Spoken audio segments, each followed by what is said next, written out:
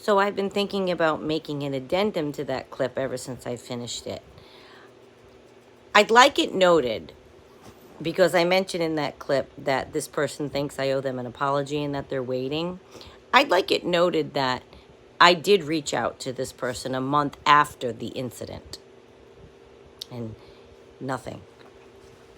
And I would also like it noted that with all of the breaks in communication this person has perpetrated with me and with other people, I always was the one to call, reach out, make the request to end the feud, even though I was the injured party.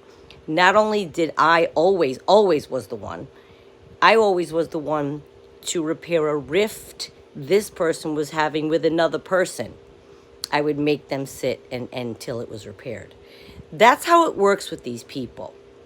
It's 5 o'clock in the morning, I'm up, and I just thought I'd make this really quickly before the day starts.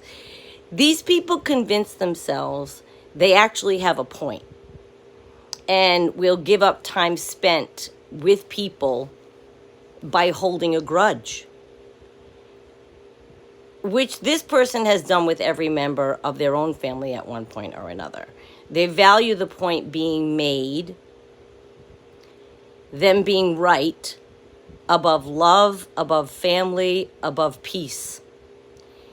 And there's no entering into a healthy dialogue if your views aren't in alignment with theirs. If you've known people like this, then you understand what I mean. There's a break in these types of people until you get in line with them. They just won't talk to you. Grudge holding is their go-to move. And they think that means they're making a point. The longer they hold a grudge, they're so right. When all it does is isolate them and make them grow old alone.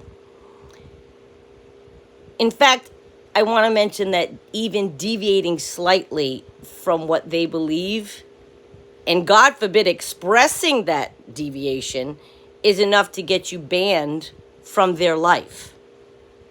And they don't care if years go by and they don't talk to someone in their own immediate family circle. There's nothing on earth that my brother could do to me to make me not talk to him. Nothing. Nothing. It's your brother. It's your mother. It's your father. It's your, you know what I mean? So I feel I wanted to mention that because I know in the last clip I mentioned this person's waiting for an apology. And then I think I said hilarious or something. I don't think it's hilarious. I think it's sad. Hilarious in a mocking way. I'm done reaching out, especially when I'm the injured party, but I'm done reaching out to people who again and again and again and again and again just keep looking for reasons to cut me off. I'm begging to be in their life. And I want it also noted, I would have chosen to be in this person's life. As horrible as they've been to me, I value certain unions, relationships for the sake of them, and it would have been my desire not to have friction for 1,000 years, not to have the hatred that this person has for me, which again, they have no reason. I promise, it's not my word against theirs.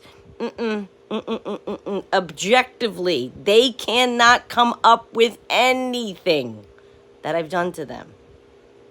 But they're still waiting for me to call and apologize to them for calling them a gay loser. This is part 2. You got to look up the first part. I'll run them together. When I never did it. Never called them that. And it's not about me holding my point versus them holding their point. I have made a decision in my life to no longer allow people in it who display dysfunctional behavior towards me. It's about self-love, self-respect. I'm not doing that anymore. I'm not accepting unfounded abuse from someone. So I've made the decision to no longer, otherwise I would have reached out like I've done every single other time there's ever been a repair to yet another rift that this person perpetrated. I won't do that anymore, as many of us keep doing with dysfunctional people. We reach out and then it blows up, and we reach out and then it blows up. And this person would say, well, they get mean. They always get mean again. You know how they get mean. Talking about me. Yes, if you come at me, I'm going to defend myself. But I do not walk around with a whip being mean to people. Okay? That's absolutely not at all what I do in life. I wanted to mention that because so many of us try and try again with people like this, and we apologize for things that they did to us. We end up apologizing just to get them back in our lives because we want to keep the peace. We don't care who's right and wrong, and it's all about let's try to move forward with a healthy relationship. The last 100 times I tried that with this person were my last. So that is why this person will not get a phone call from me. I will never get one from them, ironically. Losergate, I told you, has been 4 years. This is the longest we've gone. Why? Because I haven't reached out.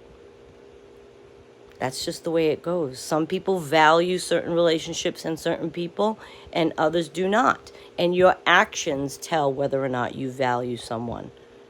And that's all.